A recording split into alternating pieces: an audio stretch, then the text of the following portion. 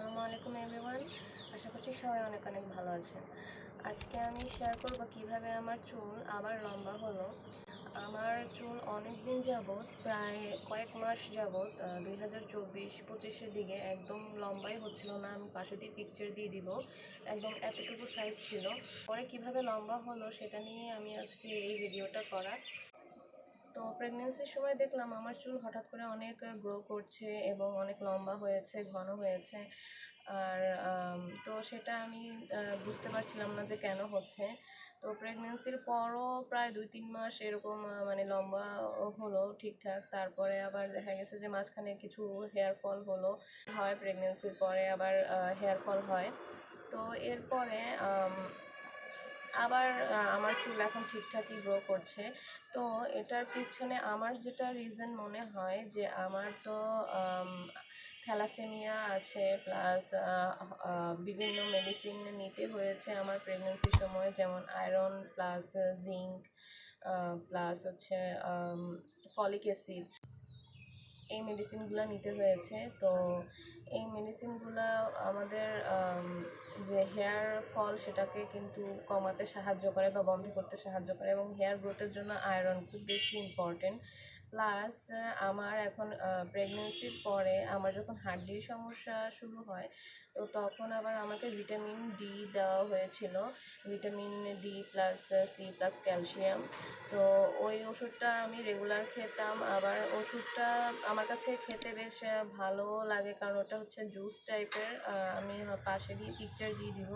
তো ওইটা মানে পানিতে অ্যাড করে তারপরে খেতে হয়। তো আমি আর কি রিসার্চ করে দেখলাম, ইউটিউবে রিসার্চ করেছি যে হেয়ার গ্রোথের জন্য ভিটামিন সি, ডি, তারপরে এই যে আয়রন, এইগুলো হচ্ছে আমাদের জন্য খুব বেশি জরুরি।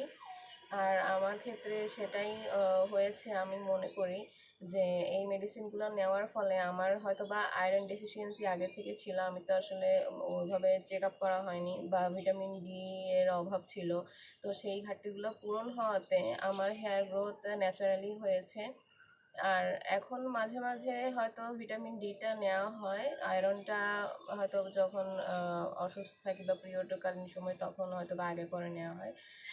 আর এছাড়া আমি বলবো যে ব্যালেন্স ডায়েট, কারণ প্রেগনেন্সির সময় পুরোপুরি আমার হচ্ছে খাবারগুলো খুবই ব্যালেন্স ছিল। মানে সবসময় ফল ফ্রুটস খাওয়া হতো বা হেলদি খাবার খাওয়া হতো, তারপর প্রোটিন বেশি খাওয়া হতো, ডিম, মাংস, এগুলো বেশি খাওয়া পড়তো, বা দুধ বেশি খাওয়া হতো, কলা খাওয়া হতো, বা অন্যান্য যে সিজনাল ফ্রুটস থাকে সেগুলো অনেক বেশি খাওয়া হয়েছে। আর এখনও প্রেগনেন্সির পরেও আমি এখন আগে তো এত বেশি স্বাস্থ্য সচেতন ছিলাম না যখন বয়স কম ছিল। এখন আস্তে আস্তে একটু হওয়ার চেষ্টা করছি, বা দেখা যায় যে প্রতিদিন প্রোটিন খাওয়ার চেষ্টা করছি। প্রতিদিন নাস্তায় একটা ডিম রাখার চেষ্টা করি, বা যাদের সম্ভব হবে 2টা খাওয়ার চেষ্টা করবেন। আমার আসলে ডিম অত বেশি পছন্দ না, তাও আমি ট্রাই করতেছি। এছাড়া মাছ মাংস এগুলো খাওয়া ট্রাই করবেন।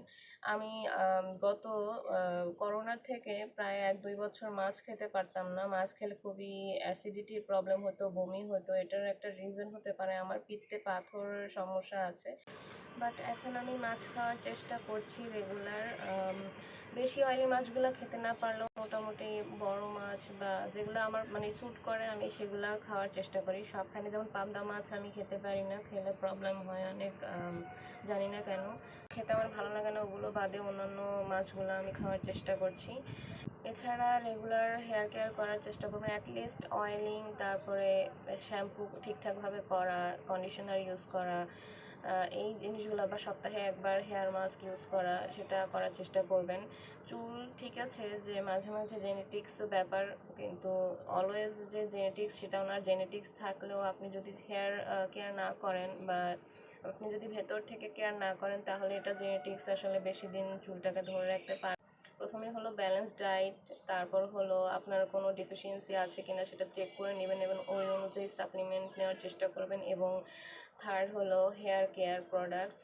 তো এই 3টা আপনারা করার চেষ্টা করবেন। আশা করি আপনাদেরও চুল সুন্দরভাবে গ্রো হবে। তো এই ছিল আজকের ভিডিও, হোপফুলি আপনাদের ভালো লেগেছে। আবার কোনো নতুন ভিডিও নিয়ে চলে আসবো। ততদিন পর্যন্ত আল্লাহ হাফেজ।